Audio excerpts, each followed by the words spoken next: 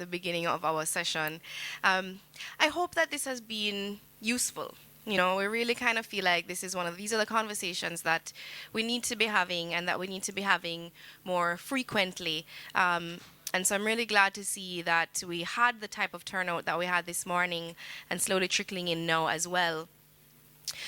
This is an initiative that JAMPRO started a year ago. We had the first open house, and when it was launched, we did it in a more of a meet and greet type of activity. But in coming in last year and realizing that a lot of the information that is circulating in the industry, that there are misconceptions, preconceptions, information that might have become outdated or expired.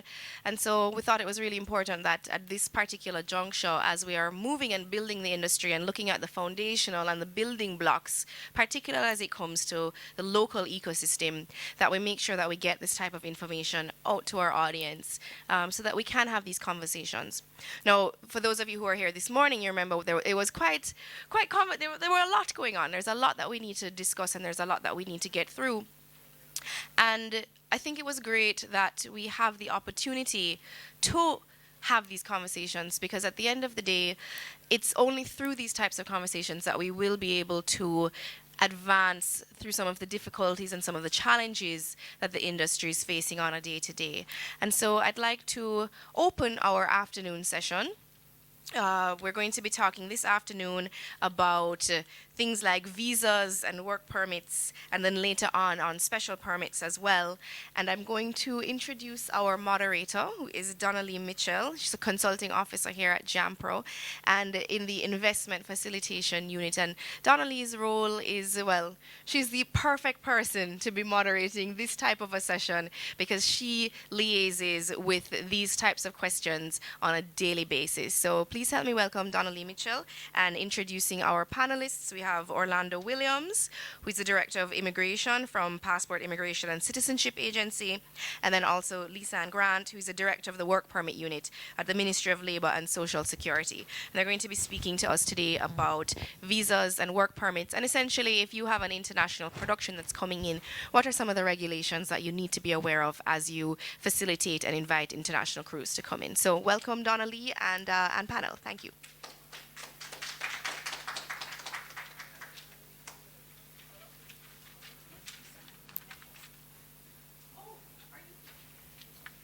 Apologies, I didn't see you on the... All right, and we also have NEPA here with us as well. Michelle Grant from NEPA. Good afternoon, everyone. As was mentioned before, I'm Donnelly Mitchell from the Investment Facilitation Department. As the name suggests, we facilitate just about everything. We're always just a telephone call away. And my partners here, they're very facilitatory. You can always call on them. And so this afternoon, I'm going to talk with, first, how we're going to do it. Lisa, you want to start off with the work permit? And then we'll have Orlando coming in and telling us about what happens when you come to the airport and you don't have a visa and you have to start filming another hour or two. So let's start with Lisa Ann giving us perspective on the work permit.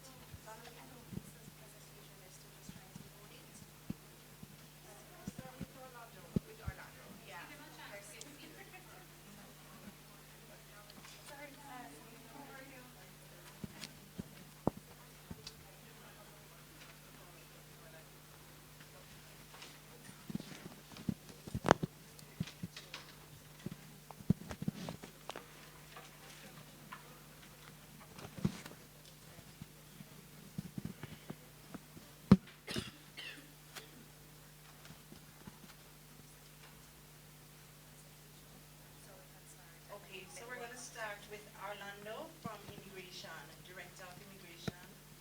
Can give us his perspective and how he has facilitated film projects in the past and hope to do so in the future. Good afternoon, everyone. Hello. My contribution here.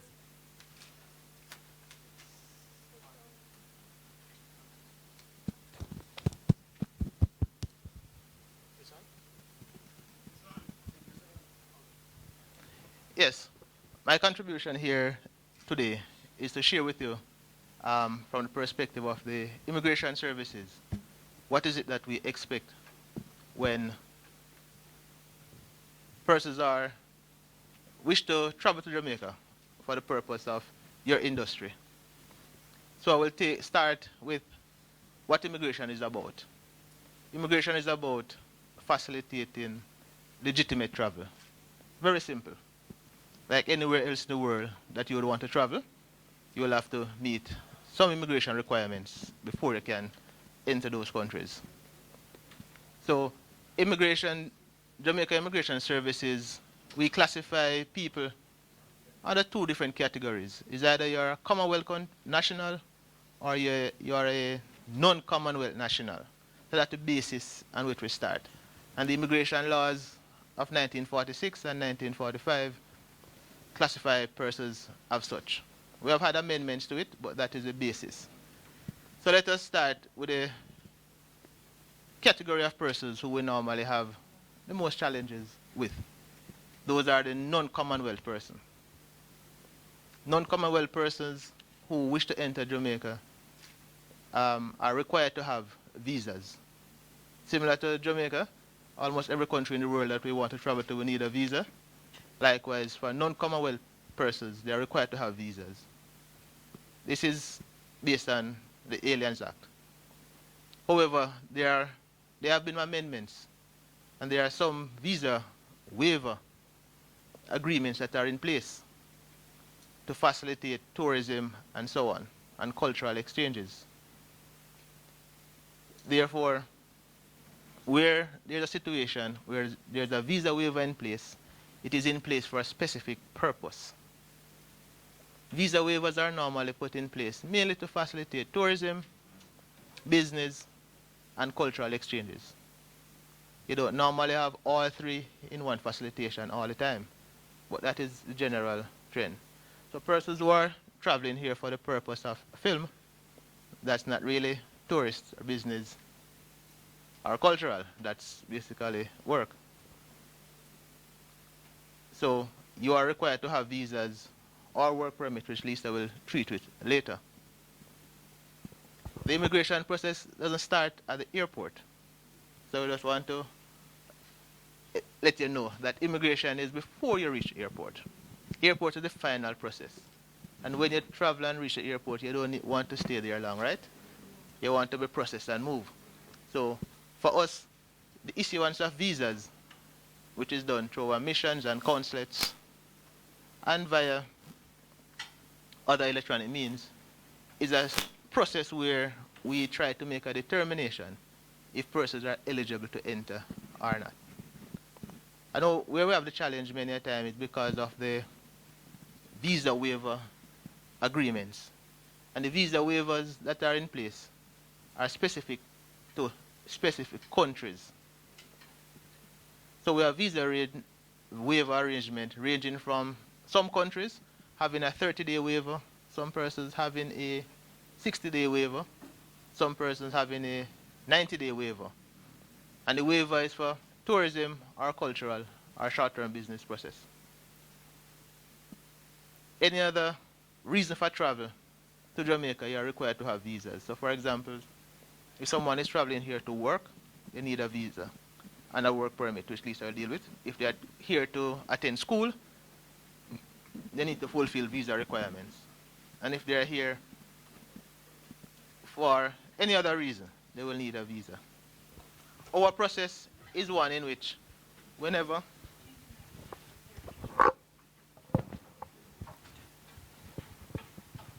Alright, let's backtrack a bit. Here, no?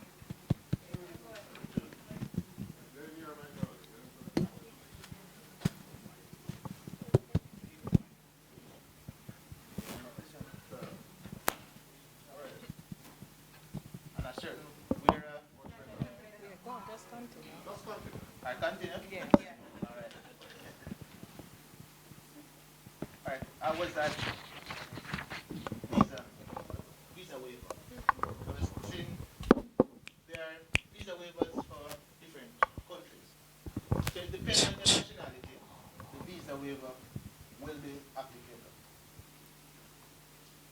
Our process at immigration is one in which we prefer persons to be fully compliant with the immigration requirement long before they arrive here.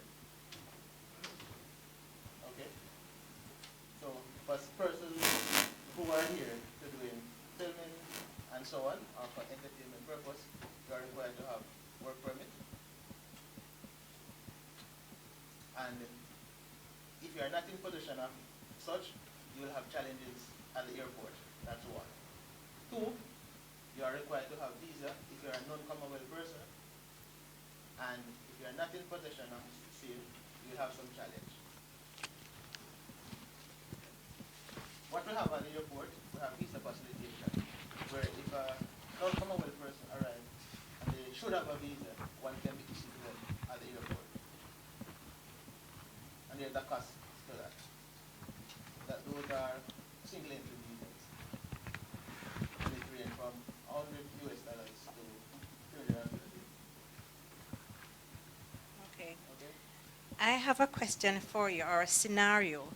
For example, we had a plane crash like, I think it was some months ago in Portland, and we at JAMPRO got a call that, listen, BBC is coming to cover. So that person had no time to get a visa. They just booked the flight, come to Jamaica. How would you handle somebody like that? If they are from a country, Right, they're not Commonwealth.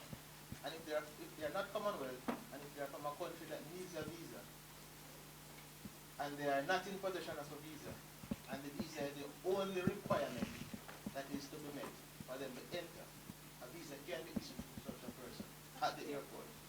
It's dependent on their nationality. You have one set of nationality that have visa costing $100 and another set for $250. So that's Okay. how we'll facilitate that process, if that's the only reason. Okay, thank you. No, we're going to hold the questions until after everyone has presented. We're ready now? Ready? All right, we'll hand over now to Lisa Grant, Director of Work Permit. Lisa Ann Grant. Good afternoon, ladies and gentlemen. It is indeed a pleasure to be here. We would not give up an opportunity ever to share and to simplify the process of acquiring a work permit that Mr. Williams has spoken of. Now, the work permit is governed by a piece of legislation referred to as the Foreign National and Commonwealth Citizens Act, and this act came into being in 1964. The act provides for the granting of work permits as a condition precedent to employment of foreign nationals and Commonwealth citizens here in Jamaica. For the interest of time, I will just go through the most salient of points, and whatever questions you may have thereafter, I'll be more than happy to answer them. There is one very important point, though, that I do not want to not say, and that is under Section 3 of the Act. A foreign national or a Commonwealth citizen shall not engage in any occupation for reward or profit or be employed in Jamaica unless he has a valid work permit and is so employed in accordance with the terms and conditions which may be specified in the Act. How does one obtain a work permit? I'd like to share with you some general information. The applications are submitted in triplicate with 2 sets of documents. These documents, of course, would include information on the applicant and information on the company. My processing officer, one of my processing officers, Miss Andrea Thompson, is showing you exactly what an application form looks like. You should complete the application thoroughly and in block letters, and it is an offense punishable by law to supply any false or misleading information on this application. If you can just quickly look at part 1 of the form, questions 1 through to 29 should be completed by the applicant. part 2 of the form should have containing questions 30 to 51 should be completed by the employer. Please note at point 51 the very serious statement to which an employer is signing to, and this must be done before work permit before we can process this work permit. All applications are at this time accompanied by a non-refundable processing fee of the 15,000 Jamaican dollars. And these fees, both the processing fee and the work permit fees, are made payable on a work permit voucher at any branch of the National Commercial Bank.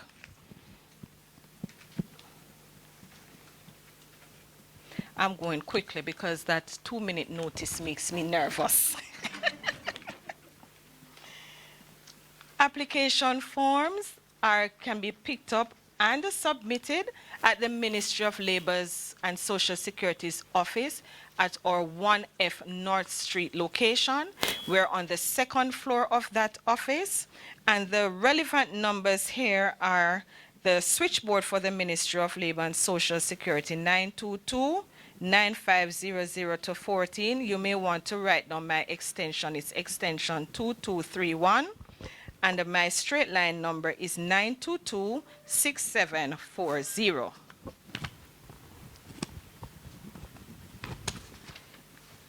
See what I'm saying? 5 minutes already. Exactly what do you need to apply for a work permit? A detailed cover letter addressed to the permanent secretary. The name of our permanent secretary at this time is Mrs. Colette Roberts Risden. Certified copies of your academic or professional qualifications where applicable. A written reference from the applicant's previous employer. A detailed resume would be very helpful. An original police report. If it's a new application, this police report should come from the country your applicant has been domiciled in 6 months prior to arriving in Jamaica. So you may have a Canadian citizen who has been in South Africa for the last year. We would want that police report from South Africa. For renewals, the police report is a local police report. You should also provide for us proof of your business registration, your tax compliance certificate, the biodata information of the applicant duly certified, and at the end of the process, you will also give us 2 certified photographs of the applicant. You should, after the work permit is granted, get your applicants or your employees at this point a tax registration number. The processing time for work permits now is 6 to 8 weeks, and that is provided that all the relevant documents are submitted and you have the relevant immigration status to be on the island. As Mr. Williams may have indicated earlier, visitors are not allowed to apply for work permits. At the very end here, I have prepared just to give you an overview of exactly what the process is like, a summary of the process in our department. So an application is submitted at our customer service point. A receipt is issued. It is very important that you collect this receipt from our customer service representatives, because in the event you need to extend the stay of your applicants, or you need, then you need to show that receipt to Passport, Immigration and Citizenship Agency. And it's on the strength of that receipt that you will get an extension of stay. The applications are separated. Remember, I spoke of applications being submitted in triplicate. One remains at the Ministry of Labor. The Immigration Department will always keep a copy of that application, and the 3rd copy goes to the relevant ministry. I think at this time the ministry would be the Ministry of Culture and Entertainment, yes. A list of applications are sent from, yes sir, I don't need all of 2 minutes. A list of the applications for work permits are sent to the Passport, Immigration and Citizenship Agency, where an immigration check is done. So if we find when these checks are done that the person is here on a visitor's visa, the processing of your application stops right there and it is refused. A work permit will not be granted. We have a bi-weekly committee that will review your application. If the application meets all the requirements, it is sent to our minister or the minister's designate, where an approval will be granted. Once that approval is granted, payment advice is sent to you. You will pay for this work permit. A letter will be prepared. You will take that letter to PICA. PICA will put an endorsement in the passport. You take back that endorsement to the Ministry of Labor and your work permit card is prepared. I hope in all of 10 minutes I was able to give you a little overview, and I hope that we can get a little more out of your questions. I thank you very much.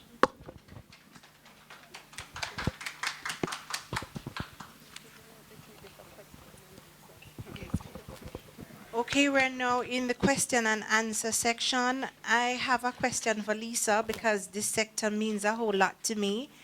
And for the film industry, most time they're just here for 3 days. Yes. How do you facilitate such a project or an individual who is just coming here for 3 days to film?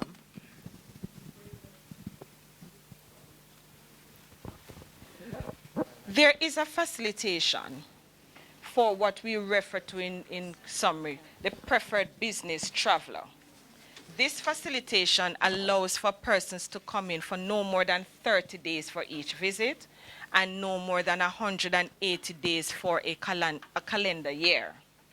During that 30-day visit, the person can come in, say for your 3 days, do your consultation and leave. However, if you find that this person needs to come in for more than 180 days, then this person, even if it's just 3 days for each month, then this person needs to get a work permit. Thank you. Hi, I'm a bit confused as to when a work permit is required or not. Say Warner Brothers is coming down here to film a scene. Yes. We're not employing them. But you're the sponsor for them being here, because Warner Brothers is not registered here in Jamaica to work. So But because it they're is using on us as a your- production company? They're coming to you to do work on your behalf, correct? No, their behalf. They're coming here to film a Tom Cruise movie. And Just they come, coming yes, in. they're coming here. They're going to be here for 2 weeks. We have to get work permits for them? No, surely we're not employing For them. just 2 weeks? Yes, they're here to film for 2 weeks to 3 weeks. Yes. You know, and big projects, they could be here if a movie were to come and shoot everything here. They could be here 2-3 months. So But we're not employing them. They're paid by Warner Brothers. They're just coming here. We're facilitating their Who is doing what they need to do. facilitating them being We are here? facilitating them while they're Who here. is we? Their production company. The A Jamaican production company company. will get a work permit for 3 months for them. No, but Yes. we're not employed. We're not employing them. They're employing us. Exactly. You are sponsoring them being here. No. As I said, Nick Cannon is the perfect movie. The movie just come out is a perfect example. Nick Cannon, sure you're familiar with it? Yes. Ms. Grant, if I just explain to you the film process, what happens is that a lot of the times the overseas film companies are coming here to do the local production. However, in order to do the work while they're here, they will employ a local production company. So all of the employment is actually being done with the overseas company, but they're coming here. The only facilitation that is taking place is where the production company will do work on their behalf on the ground. So it's not like the local production company is employing them. It's the other way around.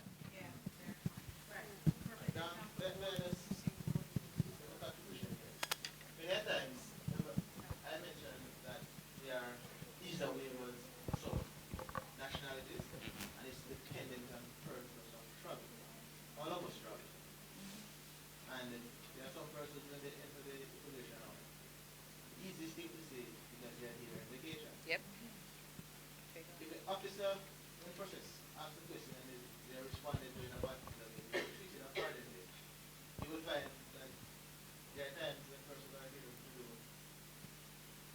filming, and they will have difficulty at the airport because the officer, your purpose of travel here is not for tourism, based on how the visa waiver is structured, and you will find that they will not be allowed in, or have difficulty on like a phone call and facilitation.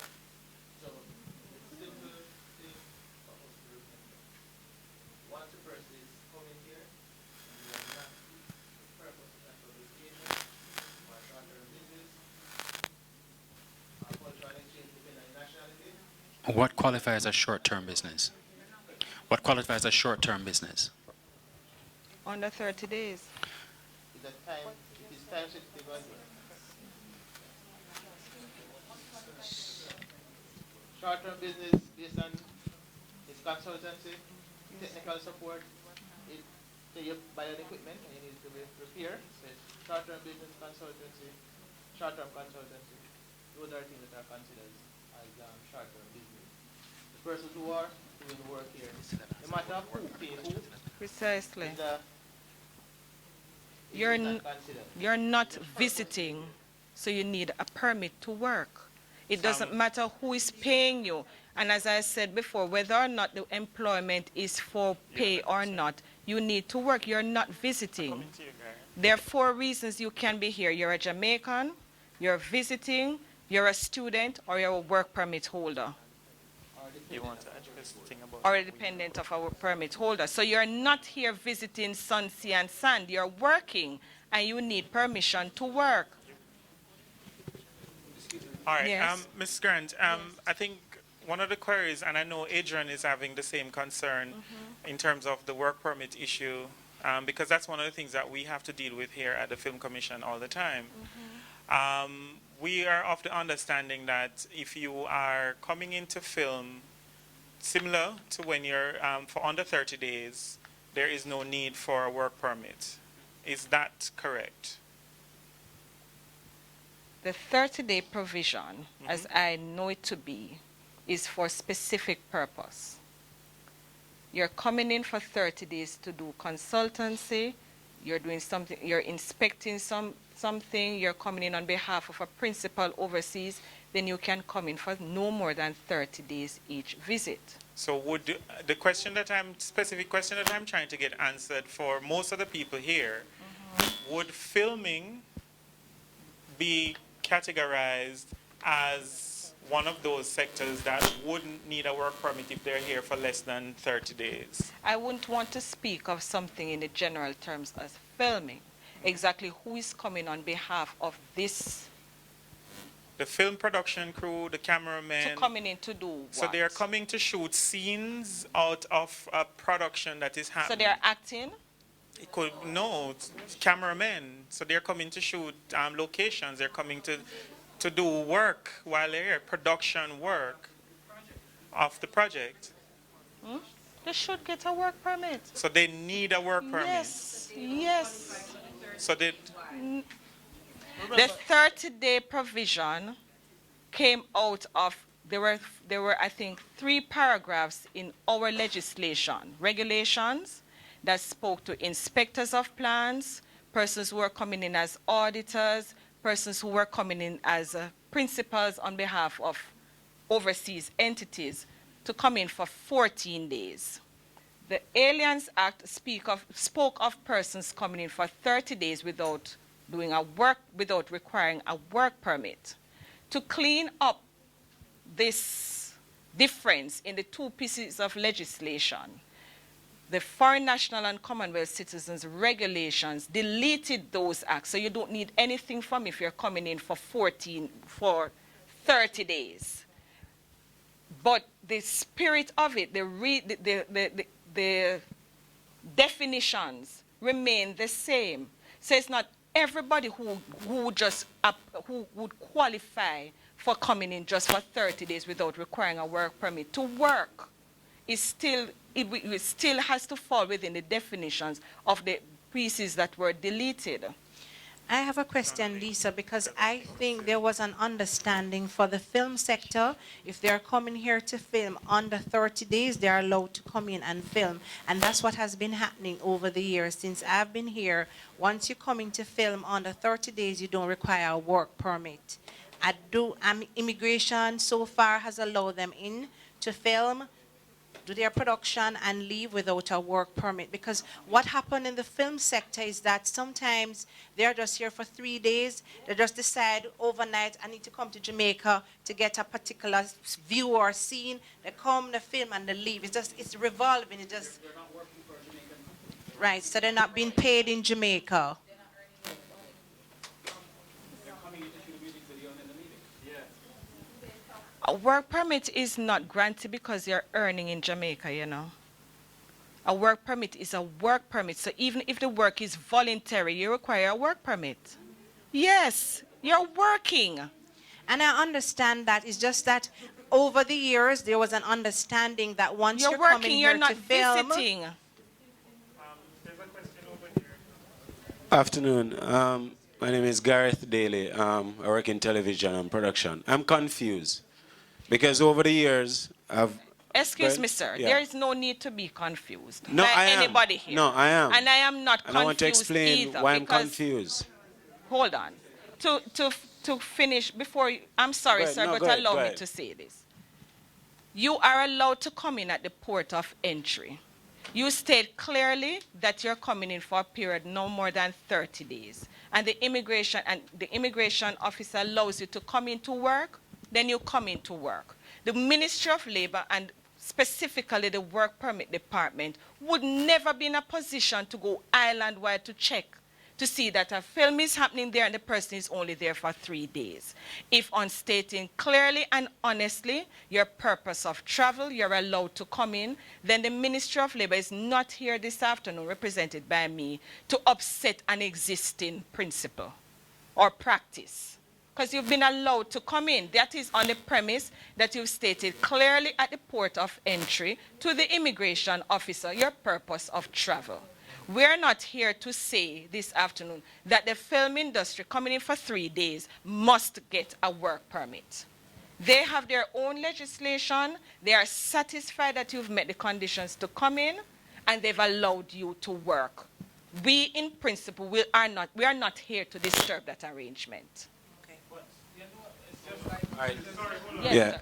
Go ahead. I'm So sorry as I was about that. saying, Yes. over the years I've worked with News Network, who, for example, the other day we had a hurricane. We have all the networks that were here. They came in. I mean, nobody is planning to come to Jamaica to film, but we hear that the hurricane is coming here, and all the networks are here in Jamaica.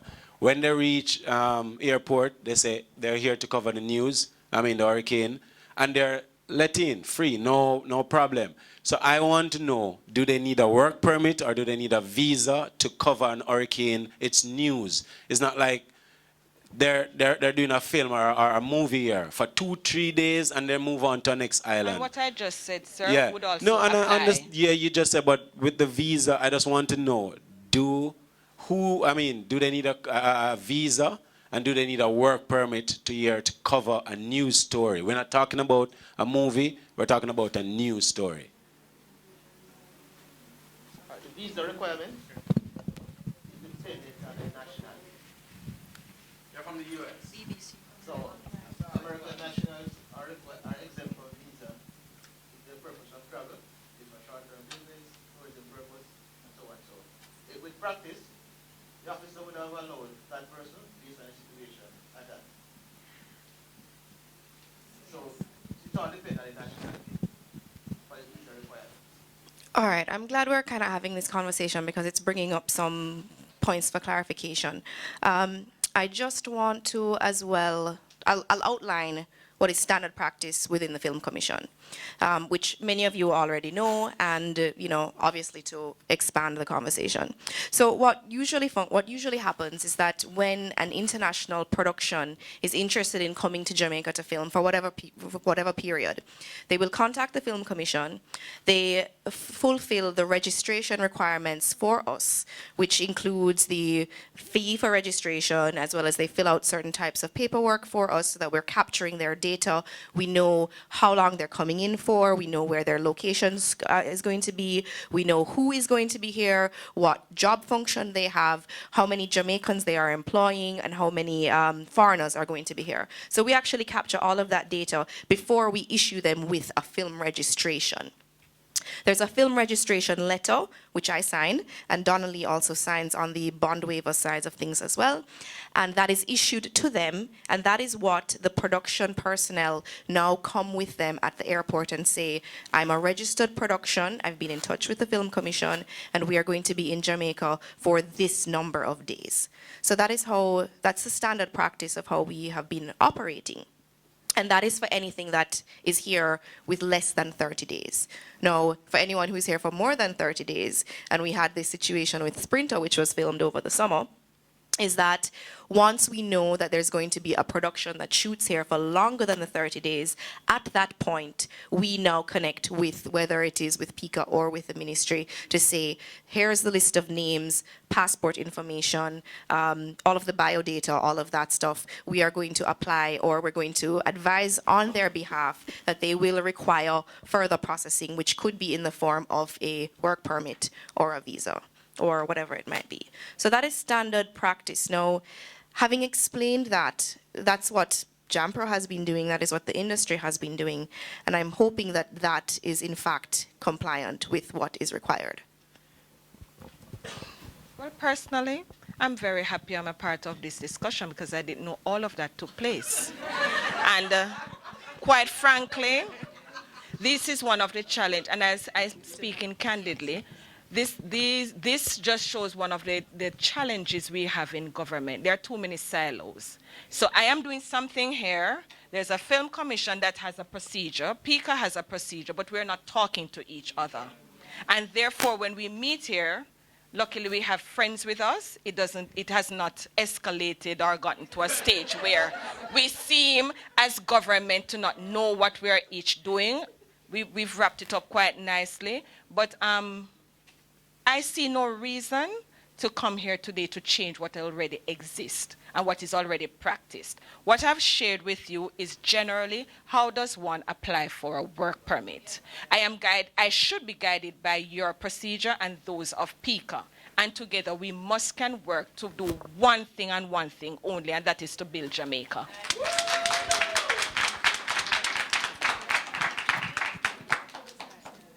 So my question is, well, one, I just wanted you to clarify, because you said that someone who's here on a visitor's visa or as a visitor, if they're a Commonwealth citizen, they're already exempt. They're not able or allowed to apply for a work permit while in the island. So this is what I understand. Is that so? So they would have to go outside. That doesn't happen in any jurisdiction, though, where you can go in as a visitor and change your status. Right. So it's not unique to Jamaica. I understand that, right. But I just wanted clarity. So you understood correctly. Once, it's not that you're not allowed to apply for your work permit. As I said, there's a part in the process that will involve us checking to see whether or not you're a visitor.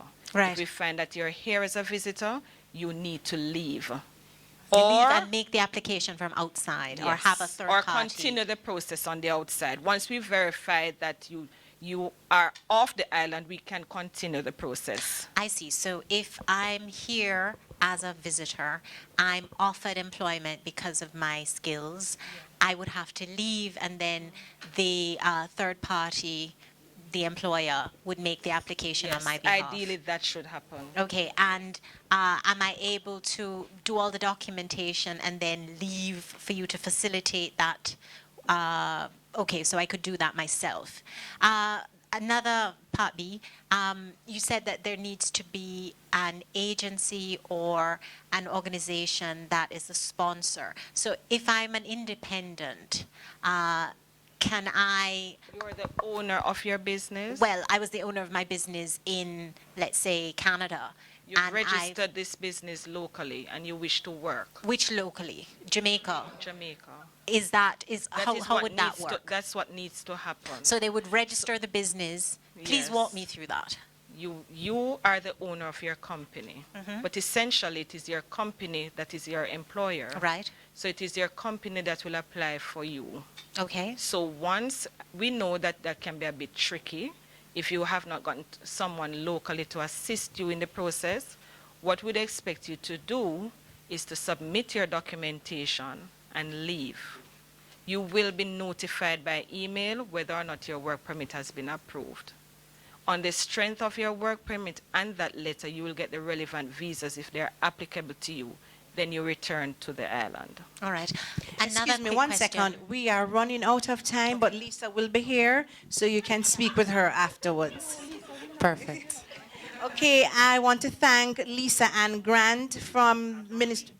One question I think something that we deal with as well, that is pertinent, that I think that PICA should address. For those of you who have persons who come in for less than 30 days, but then they realize that they need to be here beyond 30 days, what happens? Speak to the fees that are applicable and the fact that they need to do the application prior to or the fees and otherwise. Extension, yes. For extension of stay. Right. Okay. For persons who wish to stay in the island for a time longer than that, because we go to the airport, we need to apply for an extension of stay before the expiration of the date. So this is very simple as that. The requirements are you need to complete an extension of stay form, present your passport, and pay the necessary fees. The fee for an extension of stay, the application fee non-refundable, is only 10,000 Jamaican dollars. And it ranges between, you can go as, there are other fees that are attached. Another $2,000 if you're a non-Commonwealth citizen and you're over the age of 16 and you wish to stay for more than 6 months, you need to be registered. And it's only 2,000, so that's 12. And if you are from an alien country and you will need a visa, alien or non-Commonwealth country, actually it's called alien, that's not what it is. Yes. And if you are from a non-Commonwealth country or alien country, you need to get a re-entry visa. And the visa fee ranges from $500 to only $2,500. So the maximum in those customs is 10 plus 2 plus 2 plus 5. The critical thing is that you need to apply for the extension of stay before the expiration date. So for the young Miss here who had asked a question, if you want to stay here, if you come to the office 1 day after the time expired, you will have overstayed. Alright? So, and if you, that's a 1 second. If it is that your time will expire on a Saturday or a Sunday, even if the extension of stay office open Monday to Friday, if your time expire on Saturday or Sunday, you need to come to the office on the Friday. Because on Monday, you would have overstayed and you will not be granted an extension. And how long does that process take? Well, the process for extension of stay takes maximum 3 working days. You get a decision whether it approve or deny. After you pay the money. How does that time frame work if you go and apply like on the Friday and Once the application, your time stop, the applicant's time stop counting when they take the application. If it takes us 50 days, you are okay. There's no problem. That's on your So long as you come to us before the expiration date. Okay, thank you both very much. On behalf of JAMPRO Creative Industry, I want to thank you for taking the time out to come and share ideas with us. I think it was very helpful. You provided clarity, and we're looking forward to working with you in the future. Thanks again.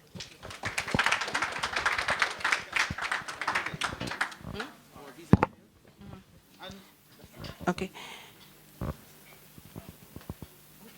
Just for information, if you have any further question, you can always email us at Visa Jamaica. That's one word, Visa Jamaica. At Visa. V-I-S-A. Visa Jamaica at PICA dot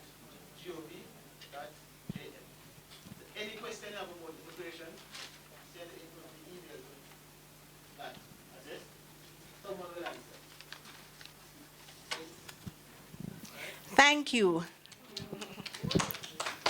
All right, as we say thanks to our representatives from PICA and MLSS, we'll now invite the panelists for the special permits section, which I know a lot of you are also keen on hearing. Well, we already have Michelle Grant from NEPA on stage, and I'll now invite Dr. David McBean, Managing Director from the Spectrum Management Authority, and Assistant Commissioner of Police for Operations, Mr. Hassan Thompson, to join us as well. We were expecting Mr. Iswaldo Campbell from the KSAC. I'm not certain if he's on his way, but if not, we will still proceed. So I'll hand over.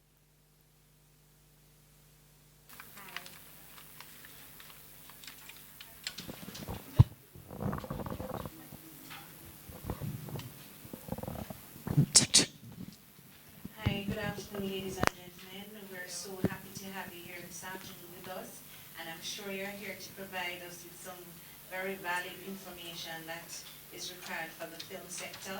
I want to start this afternoon with Spectrum, because there's instances where we have our clients coming in a day before, and Spectrum requirement is 4 days in advance. So we just want to tell you that we don't want to follow the requirements, but it's the nature of the job. So you're on the floor, sir. Good afternoon, everybody. And special good afternoon to some of my former colleagues. So I lived in the creative industries for 7 years, so I'm very sympathetic. So how many people use drones in production now? Good. And everybody use wireless mics and wireless cameras. Okay. Now, just a basic rule. Any and everything that broadcasts in the radio frequency needs to be licensed. And so even your cell phones are licensed, which people don't know about. So for example, Apple, Samsung regularly send us their new devices prior. We approve them and they're used. And you may say, why is the SMA so petty?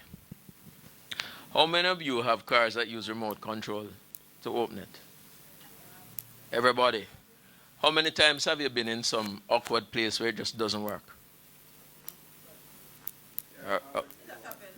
Okay. It's a simple case of something which could be life-threatening simply because a lot of car manufacturers haven't registered the frequencies that their remote systems are using. So what happens is that there's some other system interfering with it, or they may have registered, but somebody is doing unauthorized broadcasts at certain, what we call power levels. So they overpower your remote systems. You could have the problem where you're interfering with aircraft systems, which could cause a plane crash, which isn't good. Pacemakers, for example, operate on certain frequencies, so you don't want equipment coming in which suddenly cause somebody equipped with a pacemaker to drop down and die. So why we're so particular is not because we're just simply involved in bureaucracy. It's because there are a number of systems and wireless demands increase more and more every day, so we have to ensure that everything can work in harmony. There are several ways to get a permit, but for these purposes, it's usually the type approval which is most relevant. So typically you come in and Customs says, what sort of equipment is this?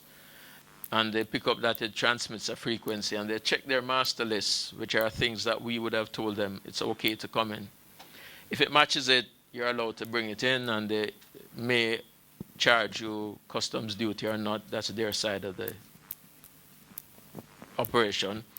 If it isn't permitted, they then give you something called a detention notice, which I'm sure most of you would have seen already, and then tell you to go to Spectrum to get it approved. Why we take 4 days is that at times, and it can take very less. I mean, I've been in the job now almost a year, and the staff, I will tell you, Spectrum staff are very friendly, very efficient.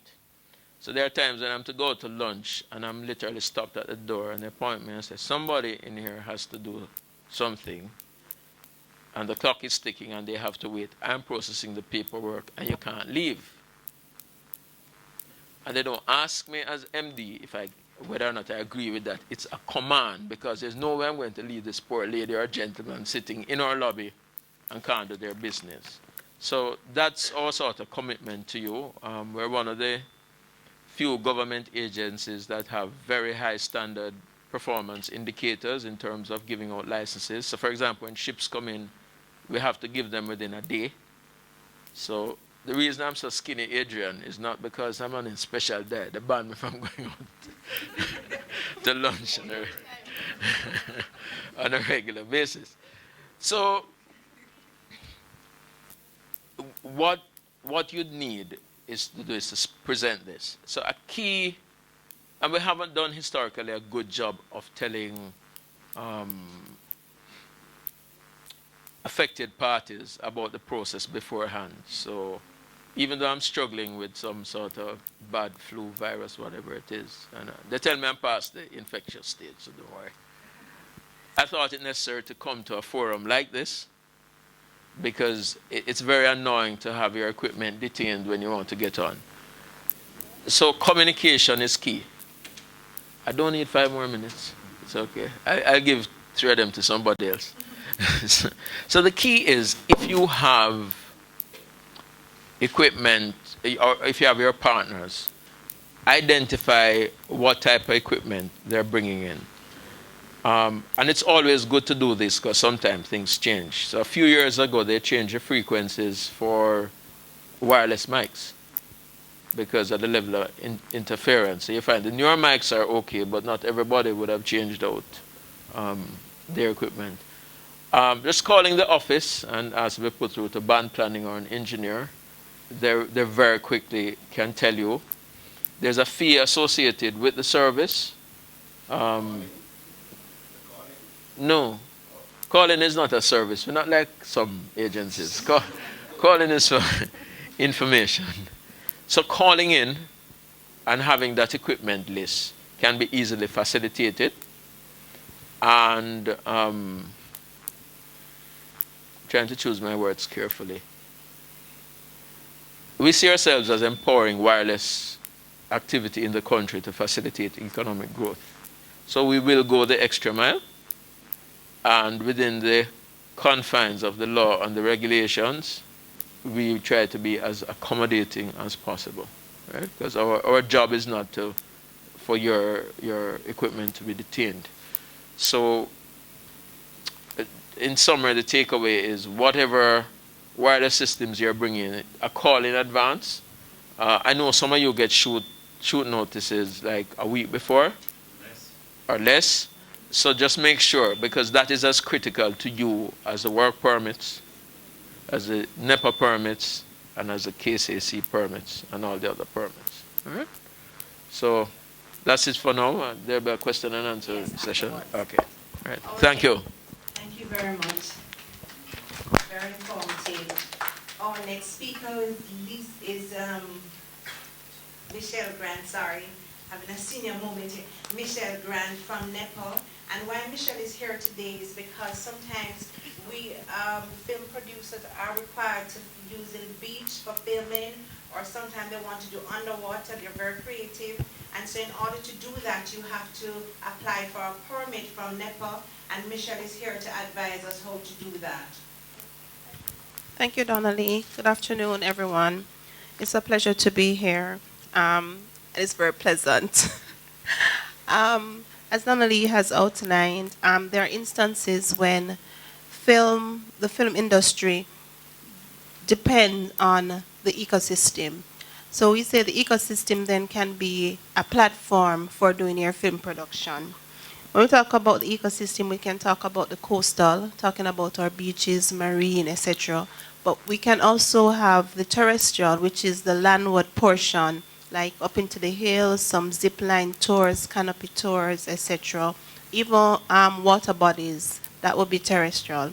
So it's both terrestrial and coastal, and the biodiversity, the animals, the whole flora, the fauna that exists and the interconnectivity.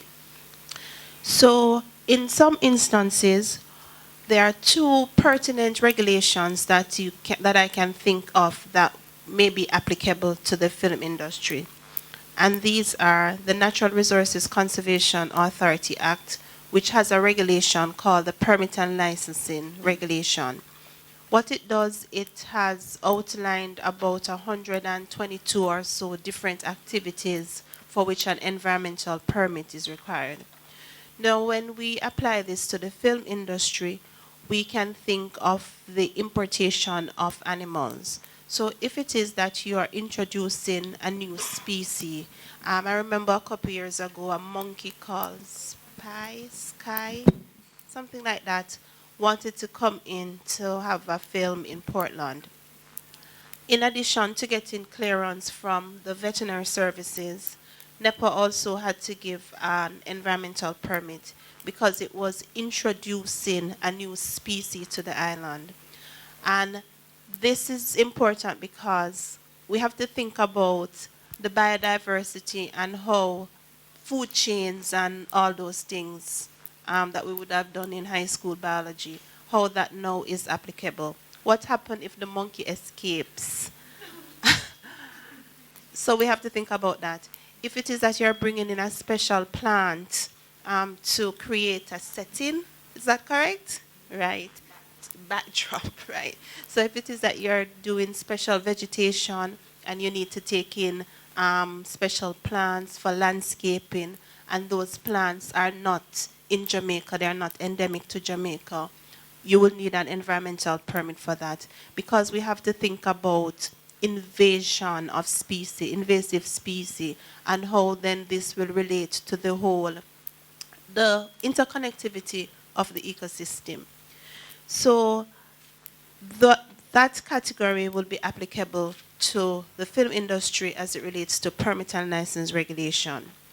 There's another piece of act that is administered by NEPA called the Beach Control Authority Act.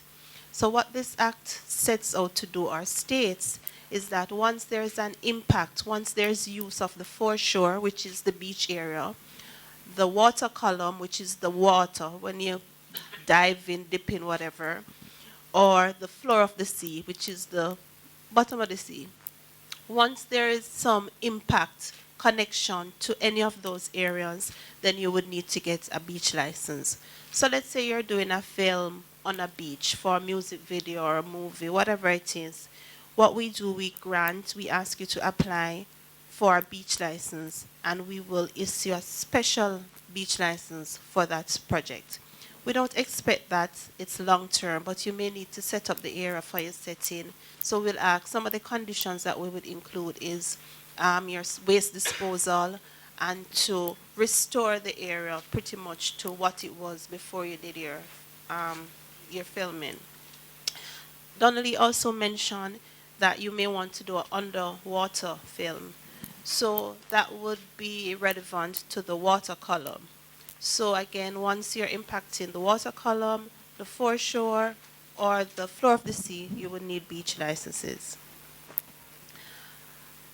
Like any other piece of license, there is a cost attached, because in preparing these permits or beach licenses, we will have to do our research, and it does cost money.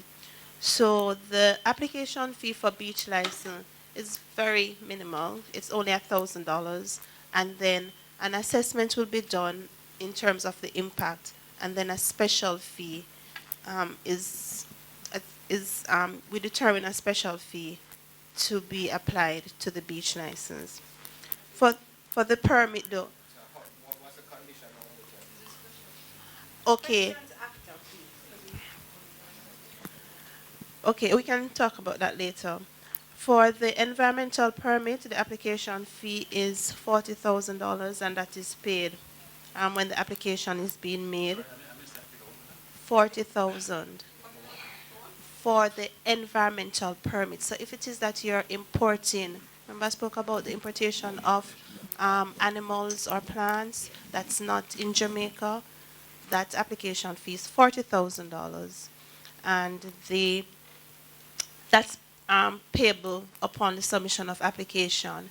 And if it is approved, there is a cost of $40,000 for the first 5 individuals, and thereafter $5,000 each. Because you can take in more than one animal. So for the first 5, 1 to 5, there's a flat fee. Individuals, species, right? And then $5,000. There's another aspect. I figure the KCC would have addressed that. It's for the more built environment in terms of the structures that you may want to erect. So I guess they will contribute thereafter. Thank you. Thank you, Michelle. Our next speaker is from the Jamaica Constabulary Force, Mr. Asan Thompson, and he's here because sometimes you want to bring in explosive, dummy guns, all this sort of stuff for your film project. Also, sometimes you require some amount of security. Says he's here to speak on that. Welcome, thanks for coming. Thank you very much. And let me just clarify the introduction that I am at Operations Branch, because you might want to come there and to look for me. I am at Border Security Branch. I used to be there, but I'm away from there now for some time. But I was tasked to be here this afternoon, and I'm happy to be here. Okay, the JCF, we take our alignment from the Ministry of National Security. That is our parents, and their role in all of this is to monitor and regulate explosives at the importation level, at the level where it is used, and as it relates to transporting of those explosives, that's where the police will come in. So various permits will have to be obtained, because when it comes to explosive, you might have very good intention as to why or how you intend to use it. But if it gets into the hands of persons who have ulterior motive, then we can have some problems. So as much as we want you to quickly get your permits out of the way to have your filming, we understand the dangers if it is not dealt with. So in terms of making your application for whatever forms of explosive, that will go to the Ministry of National Security. The Ministry of National Security will send the document to the Office of the Deputy Commissioner of Police in charge operations. It comes to operations at the portfolio level and then down to the branch level. It is sent to the divisions, and the divisions will do their checks to make certain that it will be used for the intended purpose, and to look at issues such as safety and security. The threat and risk assessments will be made, and once that is done, it will be sent back where the DCP operation will sign off on a recommendation sent to the ministry for final approval. Whilst that is being done, however, there are some other entities that the application will have to go through. So if you want to have the firework, you will have to consult the person who does that type of work. And that person will send application not only to the police, but to the fire department, because fire will look at safety issues. They will send application also to the parish council for them to look at issues that may affect them. And there are some obligations that must be carried through, because there are times when you might wonder why your permit is held up.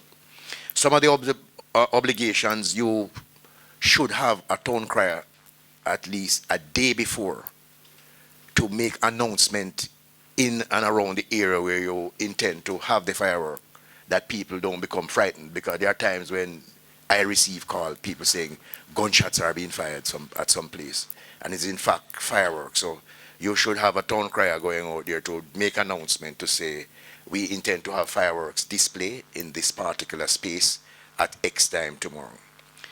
The fireworks must be escorted at all times by the police, and this is where we come.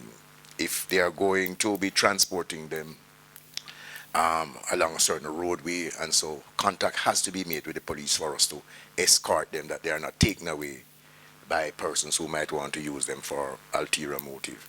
And then there's an obligation that you should have an ambulance present at the scene, that in case of injuries, persons can be quickly moved, because we have had incidents, not here in Jamaica luckily, but I have read about some incidents where people have gone about setting up fireworks and it turned out to be deadly. So those are some of the obligations that you need to carry through. My advice to you, we have been working, whilst I was at operations, we used to work closely with JAMPRO, and I remember Jillian McDonald, was that name?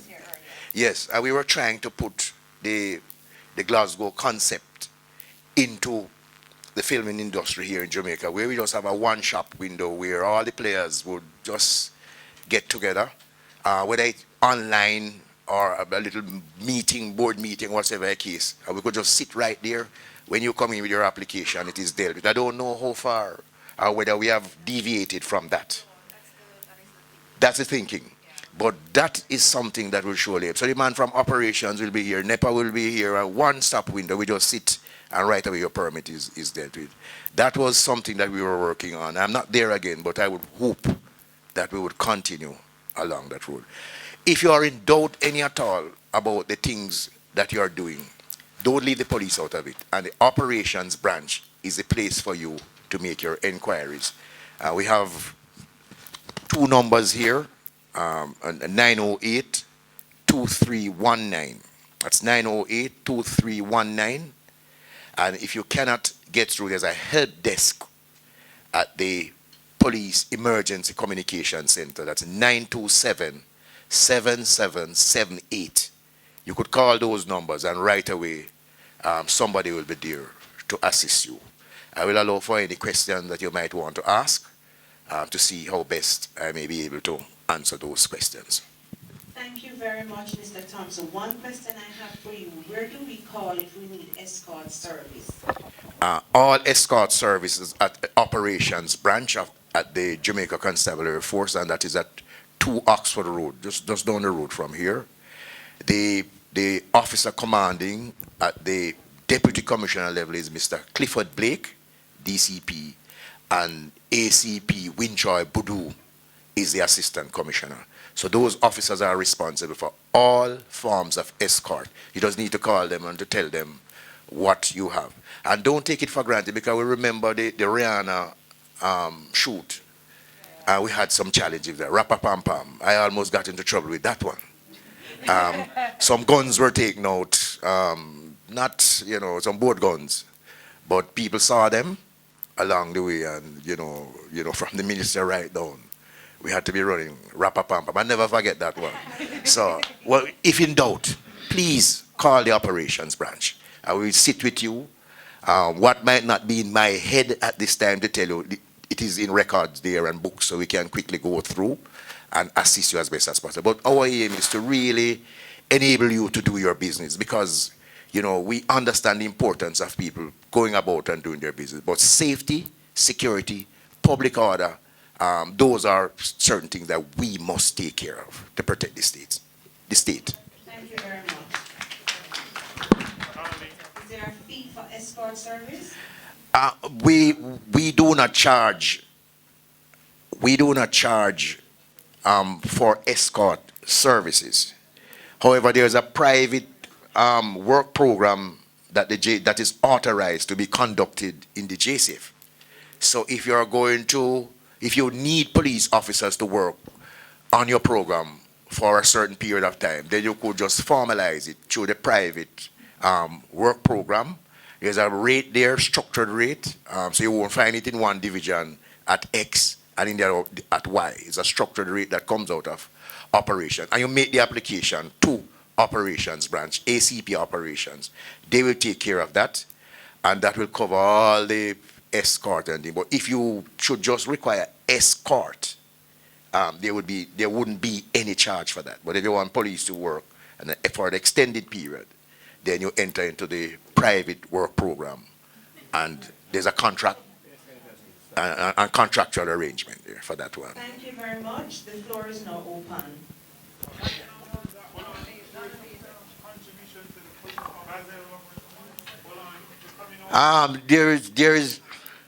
There is no contribution, and if anybody should ask you about contribution outside of a structured,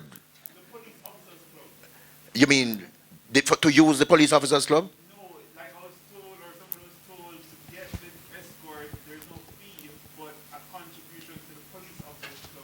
No, that shouldn't be. Next time around, you just tell them that Mr. Thompson told you that. That's not part of the arrangement. No contribution to any club. Thank you all for coming. David, nice seeing you again. I have two projects that are going to be coming in later on this year. One is going to require several muskets and musket rifles. How would we go about getting permits for those? The other is going to require camouflage material, which I understand is illegal to bring in. Okay, well, there's a unit in the Ministry of National Security. I don't know who is there now, but Mr. Lincoln Allen used to be at the head of that unit. But I think he's at FLA, holding at FLA.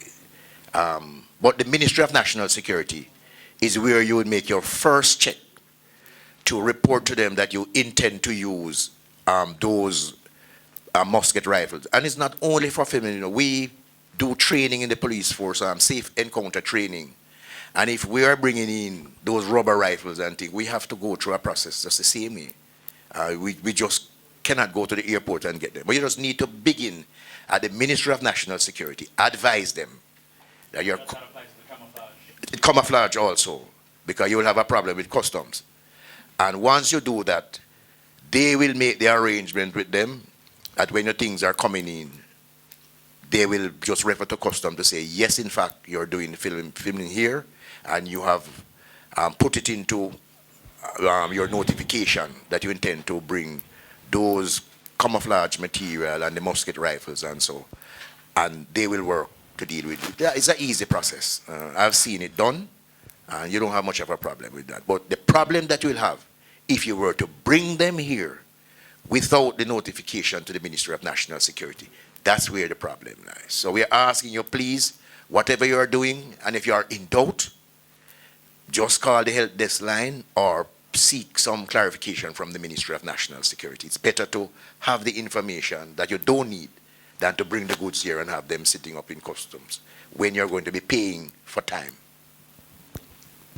It's kind of an extension to his question, but for local productions who say they make their prop guns, is there any procedure that we should be going through, these smaller productions, to notify the police or as to the use of these prop weapons on set? Yes, because imitation firearm, persons can be charged for being in possession with imitation firearm. So once you're going to be using those, which are in fact imitation firearm, but the law makes provision for persons using them in occasion like what you spoke about, you just need to notify the police that you intend to use it.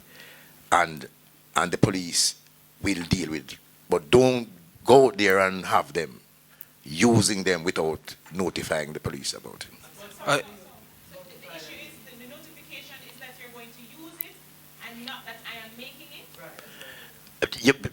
You have it, I don't know about it. Suppose I have a business, my business is to make imitation weapons. Props. Thank you. Mm. To make props. If you are going to make it for the purpose. For the purpose of filming, that's my business. Yeah. Do I have to get a piece of paper to say I'm okay in making Yes, because Ministry of National Security down to the police, because then you may be cited for having imitation firearm. People use it and commit robberies, so we just have to look at it from a safety and security perspective and not a humbug. I have two questions, one for Mr. Thompson and one for Mrs. Grant. Mr. Thompson, in terms of, I'm doing a project later on in the year, which will require a lot of prop guns, and it's shooting over a span of probably 2 to 3 months of production time in terms of shooting.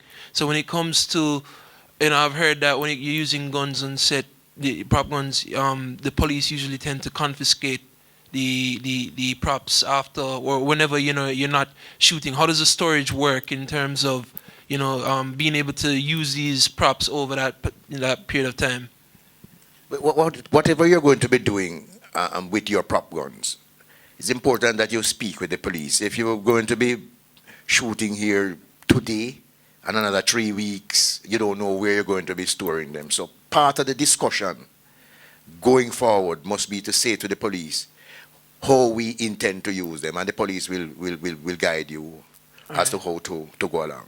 But we wouldn't want you to just use them, throw them down, leave them, and get into the wrong hands, because it's all about regulating and controlling the use and movement of those prop guns. All right, cool. So just say to the police how you intend to use them, and they will give you guidance as to storage. All right, thank you. And Mrs. Grant, in terms of 2 questions, how much is a cost for a license to shoot on a beach? Well, I saw some clarification as regards to that. It's an administrative fee, right? And that is done based on the allocation of resources. So it's hard to say it's going to cost $5,000 or $10,000. It's based on the scope of what is involved in your production. All right. And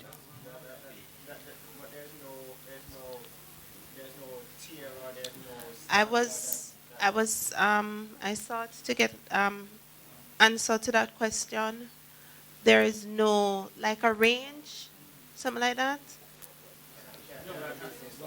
Why would the fee be dependent on the scope of the production? The reason Okay, so say for example you're going to do a film underwater. We would have to do a dive to verify or to look what the baseline information is, if there are corals around, etc. If you're just going to do on a beach, it's a different cost allocation. And well, I have one last. Last question. You're saying there's a cost for bringing in species, but if I'm not bringing any species, I just want to shoot in some bush. Well, is there a cost there? No, there isn't. Okay, You just need to get permission from, I guess, the landowner, etc. All right. Afternoon, everybody, again. Mr. Thompson, quick question regarding if you have a relationship with a licensed firearm holder who is also a gun wrangler, do you still have to notify the police in terms of, for if you're filming on set and you want to use props gun? He's keeping them, he has a security company. Do you still have to touch base with the police? No, you have to touch base with the police, because then the part of the understanding between you and the police would be that this is how you intend to protect them. And so it is important. So whether the person is a licensed firearm holder or not, just touching base with the police, set the record straight, and it clear up any misunderstanding as you go along. All right, cool. Thank you. Mr. McBean, the other thing quickly, I know you touch on frequencies and stuff like that, but do you need permission to fly a drone once you're doing a production? Separate from spectrum, so there's the issue of getting the frequencies. The Civil Aviation Authority has introduced some processes for regulations about how you're supposed to use drones. I'm not sure since when, but I just got advice from my office. So where do we go? I mean, yeah. Okay, so you know more about it, right? Well, I was just going to respond based on the fact that we've had to deal with that as well. If you are planning to use a drone, you have to apply to the Civil Aviation Authority, and you specify exactly where you're going to be using the drone. So if it is that you want to be doing it island-wide, you can't say, oh, I'm going to be filming in Jamaica. You need to say, I'm going to be filming in Stony Hill, in that area. And that's how specific that they require you to be when you're doing your application. And then based on where you are, they will tell you whether or not you're allowed to fly in this area and what altitude, the maximum altitude to which you can fly as well. So it's illegal to just take a drone and fly? That is correct. For both commercial and private purposes. I'm not certain, but it has been in place since I've been here. And that's...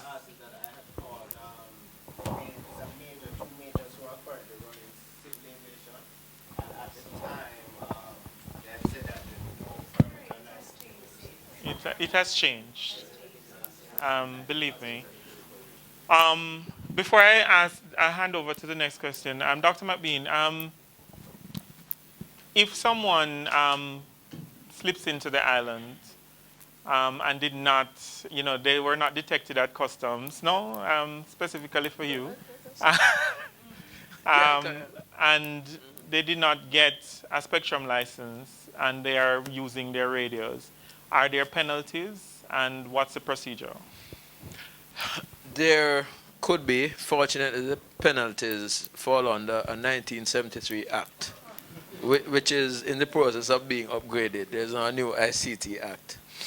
But yes, and it transmitting without a license. So you have license exempt bands, but they still have rules.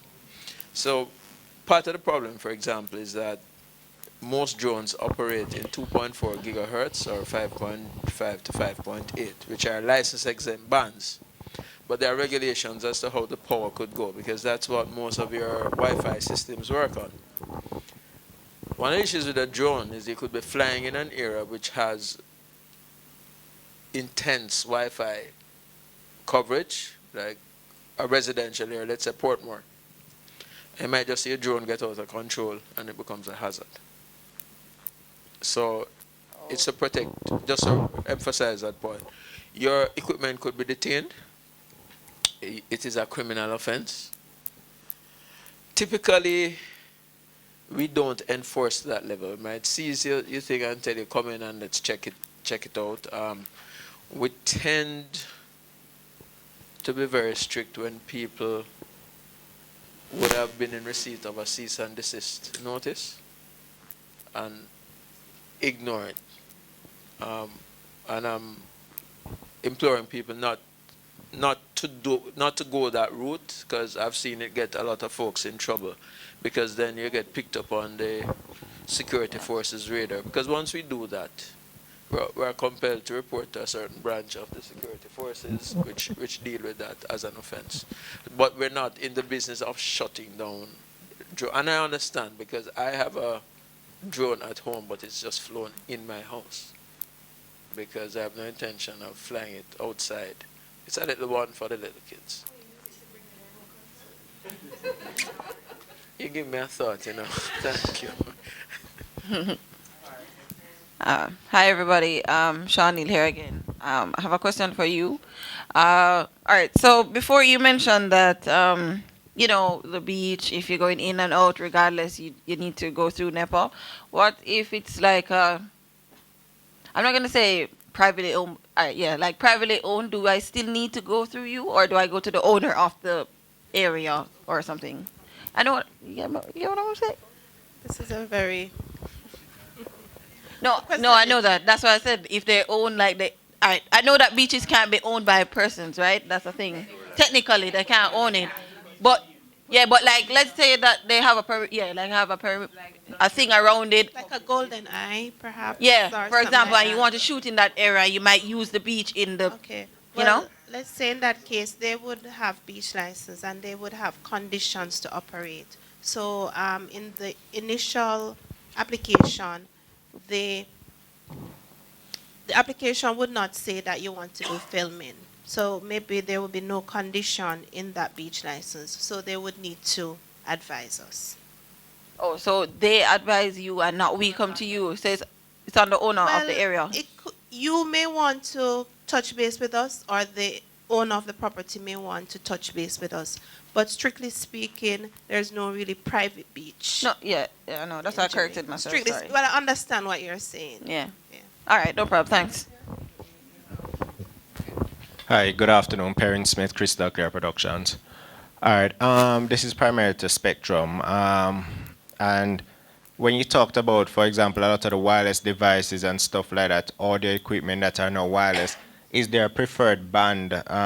Is my first question to you in terms of what is a licensed range? Yes, we operate under international regulations from ITU, and we're split in regions. So a lot of the equipment is harmonized. So most of your equipment can come in very easily.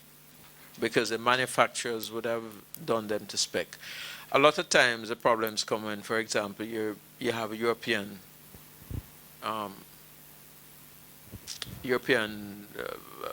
production teams who are coming in with their equipment, and it may clash. Some of it may clash with the region. So my career question is, do you offhand know, like say for example, it's a 518 to 560? Do you know what specifically like for audio equipment? What are no, because it's for different. So for example, the range for wireless mics may be different for the range for wireless speakers, right? Because they're broadcasting at different power levels and they have different bands. I can refer you to. I'll give you a name, Peter Scott. Right, I'll take it from you. Right. So Peter knows these things. I must confess I don't know bands. They're like a zillion bands on a big chart, and they pretend to pay me and I pretend to work. They really. All right. Another question I had for you. I understand why, for example, you would request a license for even some walkie-talkie radios. But I found the process, though, about 2 years ago very tedious. I don't know if that has changed, and pricey as well. And what it ended up being, without the knowledge of it, I bought 6 radios on Amazon for $90, right? Yes, I understand they're in the 400 megahertz and they're 5 watt, milliwatt. Relatively Chinese powerful radios, right? But sold cheap. And it got here, spent $100 to ship it here, but when it got here, I told I needed a license. $350, right? It was something like $20,000 plus I needed to also go, and I had to get a letter of good standing. I had to go to TCC, and I found the process very tedious. Is Spectrum Authority doing anything about that process? Because for the small person, right, I'm not doing a Bell Communications or something where I'm doing industry standards for that quantity. I literally just said count it a loss. I don't know if customs are even teeth it yet, to be honest. Yeah. All right. But I understand that process. Why is it, and has there been any change to get that done? So NEPA said something about the administrative fee, and I've been privately. I say a camera, so I can't even say off the record. So let me start the phrase again. Yeah, a lady got into trouble because of a camera earlier this week, so I don't want to join that. The regulations are a bit outdated in one sense, but they are very necessary in another sense. And that's why, you know, I'm still waiting for certain things to free up, but one of the things I want to do is to run a public education campaign, because it pains my heart sometimes to see the people who have to come to the authority to clear things, and they have done things with no malice. They say a little walkie-talkie system and they want to entertain little Johnny and his friends, and suddenly they get caught in this bureaucratic mess. And so the message, when I get an opportunity to speak at this, my message is always, before you import any radio system, check if it is allowed in Jamaica.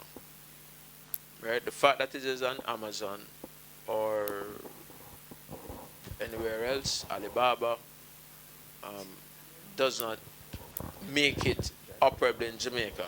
Particularly when you see something made in China, because it may be made in China to comply with Chinese frequency regulations, which are perfectly acceptable, but are not acceptable in Jamaica. Right? One of the things that we do, you'll see most of your devices have something called UL rated on them. We typically accept UL stuff without going through much checking, because it's a recognized certification authority for us for certain devices. But there are frequency ranges which are used for certain things in the US which are not used for in Jamaica because of exemptions we have to have. So I mean, I can't emphasize that enough. If it broadcasts anything in the radio frequency, check it first. Can I just ask one last question or a comment? The struggle I'm having, I'm hearing how what it is to do and to be correct in doing what we as production people need to do. But automatically, in this competitive environment, to do things right is going to set us out of the market for many of us. Primarily because of a lot of the, it's not the processes is a problem, it's the cost to do the processes, right? And also the timelines. And so it almost becomes almost a barrier to trade and to do business legitimately and correctly and ethically. And that is my thing that I think. So let me answer that, right? So boy, this person can't take a hint. I just trying to read the WhatsApp. Why do people call similar times? Okay.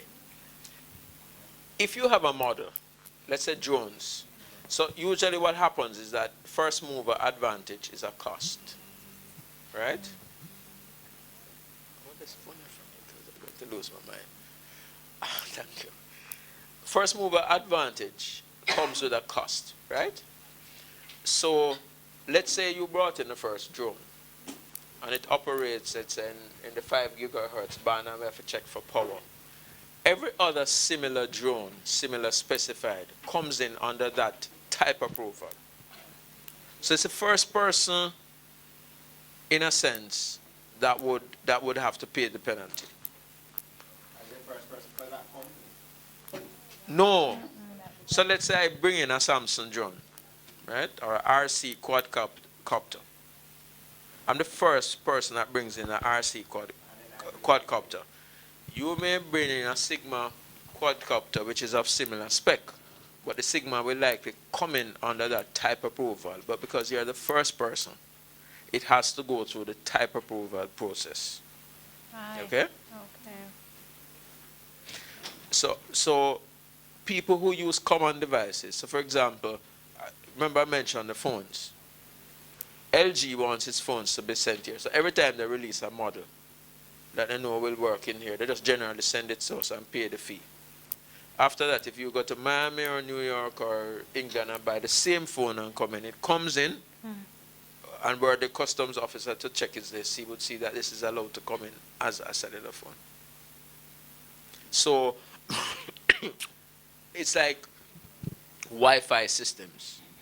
Sometimes we proactively approve things. So as the Wi-Fi bands change, we proactively approve them. So everybody who carries in a Wi-Fi router, it's pre-approved. They don't know that, but there's a type approval to customs that says any Wi-Fi device operating in these frequencies, they are clear to come in. So we do some pre-clearance for commonly used devices. Where you don't have a commonly used device, that's where the problem comes in. And we have to do it because, as I said to you, it may just be a walkie-talkie for you, but let's say it emits side frequencies that stop pacemakers. I have to know what it does, right? And that's a cost to us, which... Okay, Perrin, you probably can speak with him afterwards. We have one more person and then we're going to wrap up. A quick suggestion, because you mentioned it. Yes, Dr. McBean, you're sitting with people that can help to get your message out. So when you're ready to do the campaign, because I think that a lot of this, people would never think of this. But my question is actually for NEPO. Who issues the licenses for the keys, specifically for, the further keys? Because someone told me I would need to talk to fisheries. I'm thinking of our southern keys. Florida keys. I don't know that it was Florida. Are you going to be using it to what? To film? A documentary, yes. No, not Florida keys. The further, Pedro. Yes, sorry. Okay. Slipped my memory. Well, even Maiden and Lime Key, they're all keys, so... Well, I know that if you're going to be using the keys for an entertainment event or activity, we also grant special license. And filming? I'm not 100% sure, but based on the principle of entertainment events, I figure that may be applicable, but I will have to find that out. For a documentary? Yes, It's still based on past filming. experience, you'll have to get a permit from NEPA. Because we had a project recently and they had to go to NEPA for a permit. Just to make sure. So it's not fisheries then, it's NEPA? No, it's NEPA. I see, okay. Well, I'm going to hand over now to Christopher, but before I do so, I want to thank my able panel for coming. It was very informative and keep in touch for the information. All right. Good afternoon, and thank you all for staying with us, for those of you who have been here since morning. And I look forward to having you again tomorrow. But I'm certain for those of you who stayed with us today that you learned a lot. I mean, there are certain things that I know that even though I've been charged with providing you with the information that I learned today, so I'm even more empowered that when you call to ask us to do certain things that we are able to properly advise you. Now, tomorrow's session, again, starts at 9:30 with registration, and then we begin with the welcome at 9:45, and our first presentation is at 10 o'clock. Now, for those of you who are interested in the industry associations, which I do encourage you to sign up to, I ask you to come tomorrow morning because that's going to be a very good presentation. And we'll also be having the presentations from various training institutions within Jamaica and without. So if you want to further your knowledge and training in the creative industries, tomorrow is the day for you to be here.